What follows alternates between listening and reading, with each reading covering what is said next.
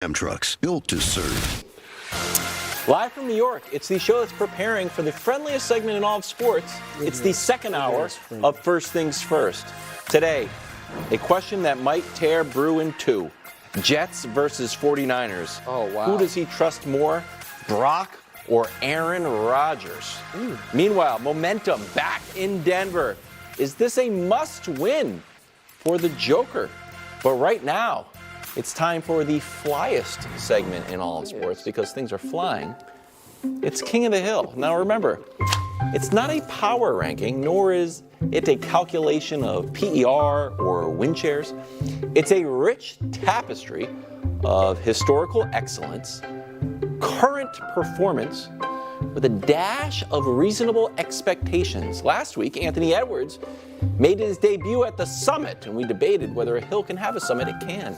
Let's see if he can continue his reign as the king of the hill. Well, he's been excellent, by the way, since we were last on, particularly in Game 4. So we'll see who's at the top. First, we must show you who slipped down into the valley, unfortunately. OG is injured. Miles' play slipped a bit. MPJ was not going to be able to keep up his red-hot shooting, nor was Derek White. Rudy Gobert has not played great since he's been back. And Jaden McDaniels, it was about what they were doing to Denver since Denver's, succeeded some. So those guys all slid off the hill. Sixth row, new to the hill. Chet and Dante smack dab in the middle of row 6. I love it. Shout out Chet. Dante had a 35-point game. I understand, but he has played well the game before. He was close to being on the hill previously. Karl Anthony Towns has to slide, given his last couple games, as is Pascal Siakam. And poor Josh Hart just needs a breather. And not only will Tibbs not give it to him, nor will the broadcast partners, which keep picking him for the end of quarter interviews, and I find that to be very rude. Fifth row. It is. Lou Dort. I don't love this nickname, but he does kind of have Luka in the torture chamber. He does. And Jamal Murray has ascended up a bit after sliding. Thank you. After the heating pad nonsense. Donovan, not through his fault, but Donovan hurt. Donovan's out injured. If he wasn't hurt, he'd be higher? Yeah, definitely. Okay. But he missed. He missed their most important game of the year, so he has to slide a bit. And then PJ Washington, new to the hill as well. He has been exceptional, playing the best basketball of his life. Little concerning for Dallas, because you can't expect him to keep this type of shooting up. Fourth row, Tyrese Halliburton back on the hill, and also on the hill, Aaron Gordon. Let's go. His numbers are unbelievable. Kyrie and Luka both slide after last night. Kyrie, I know in Game 2 only had the 9 points, but I thought played well. Luka's percentage has been down. He's doing a lot, but they have to slide a bit from where they both were. Now to the third row. Unfortunately, Jalen Brunson, I don't know if it's the injury, if it's the fatigue, if it's all of the above, but he has cooled off somewhat ever since he hurt his foot and snapped his 40-game point streak. He has still played well. Game 4, obviously, no Nick really played well, but he slides a bit. Jason Tatum and Jaylen Brown both move up. Jaylen Brown has been the Celtics' most consistent performer this postseason. The only real resistance he's faced is from his own teammates smacking him in the chest, much to his chagrin. And Tatum, since we last spoke, has had back-to-back 30-plus point games after not having one all postseason leading up to him. He's playing great. Now to the top 3. On the second row, SGA and Anthony Edwards. SGA moves up.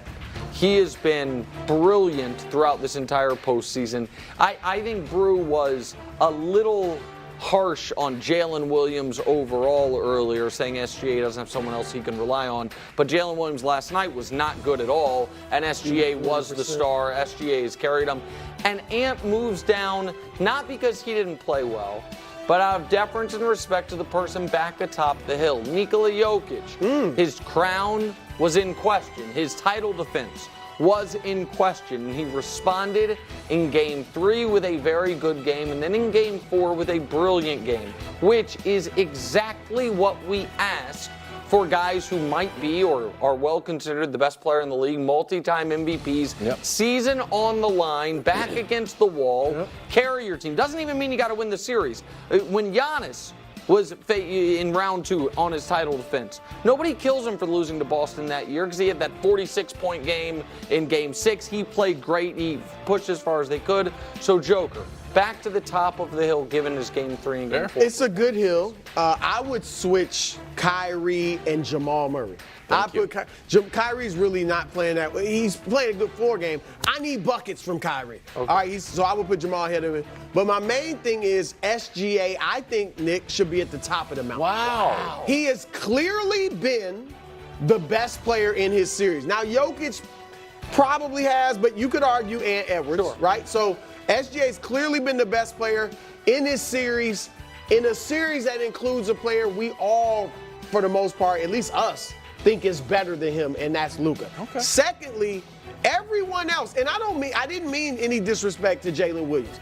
I'm just saying at this point in time, he's not yet a star. He may become one. All right, Chet certainly is going to become one, but right now there's no stars.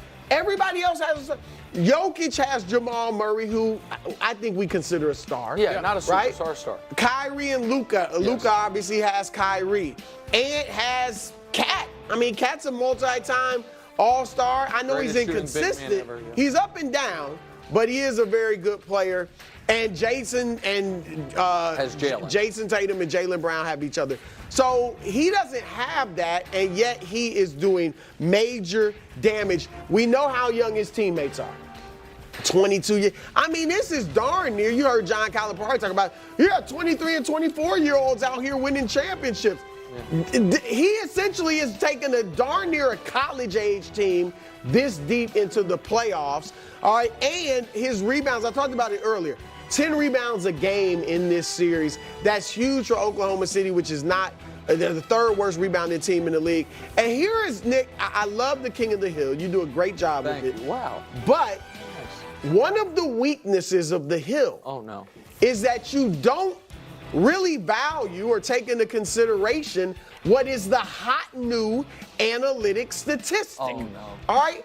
Ass stocks. And I'm telling you, Shai Gilgeous' ass stocks are through the roof. 11.1 in this series? 11.1 ass stocks per game. To show you how valuable that is. These are the guys, only 3 in the last 40 years who have hit 7 assists a game, 1 steal, and 2.5 blocks in a playoff series. Wow. You don't see Jordan, you don't see LeBron, you don't see Jokic, none of them up there, but you see SGA. His ass stock numbers are great, and so are Jokic's, but he didn't hit these numbers. So, yeah, I got SGA should be in this. I didn't know Webber. It was that Webber. Chris Webber. Wow. Chris Webber is in the Hall of Famer. Draymond's going to be a Hall of Famer. Oh, yeah. There's no. May I know Chris Webber had those numbers. Yeah. Oh, Chris Webber was big in the ass stocks. So Wild can it's the hot new himself. I get it. I would argue when you're showing that 7, 1, and 2.5, and then you're using as evidence, hey, here's all these legendary all-time great players who didn't do that. Maybe it actually means it's not quite as meaningful as you think. No. No. It's nuanced. They're deep in the playoffs. Listen. Draymond's a champion. Webber had some great years. It's like the stuff that doesn't show up on a traditional stat. Assists, steals, it's really a mix of the little things, but kind of the big things, too. That's right. Assists are big. Yeah. Steals and blocks. It's like next thing you know. It's ass stocks. That's what it is. Wilds. Can you talk? It's hard to follow up. I'm just going to have just a mundane Jamal Murray, I think, should be higher.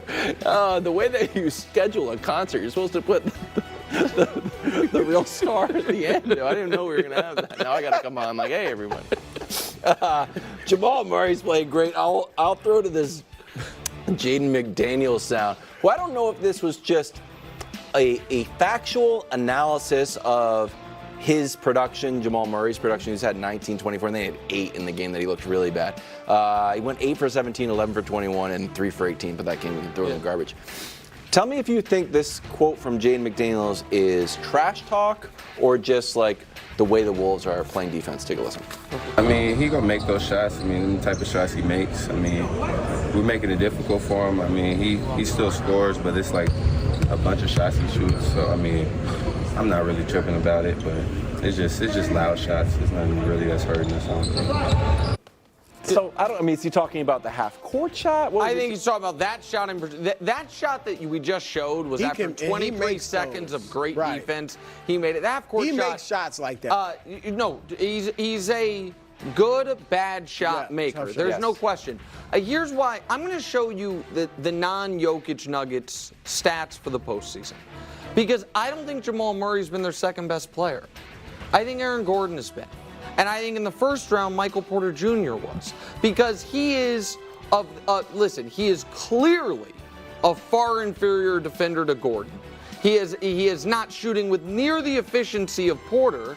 And you said we can throw away the 3 for 18. I'm not comfortable throwing away the 3 for 18. But that was just a disaster game. Right, but it wasn't out of nowhere. 3 for 18 was a bit out of nowhere, but in my opinion, they have played, 9 games these playoffs. He's been excellent twice. Game 5 against the Lakers and Game 3. But you can't throw out those game-winning shots. Game 5 against Lakers was one of the game-winning shots. But so he's been excellent for 2 full games and gets credit, call it an excellent game because he hit the game winner. That's still only 3 out of 9. Yeah. And I think Aaron Gordon, to his credit, man, has been awesome. He's been guarding the other team's best guy. Porter was great against the Lakers. But Jamal is so critical. I don't even know that you can just measure him by his shooting percentage. I mean, he needs to be better, but they cannot win it without him. I totally agree with that. I just don't feel moving him up would have him be a top 10 guy in these playoffs. And I don't think he's been that. I just don't think he's been that. Okay. Hey, Josh, can you look up how many assists, steals, and blocks Jamal Murray has had? That's I don't have the numbers yet. No. I don't have the numbers yet. There's a stat for those 3 things. 8.2, Brew.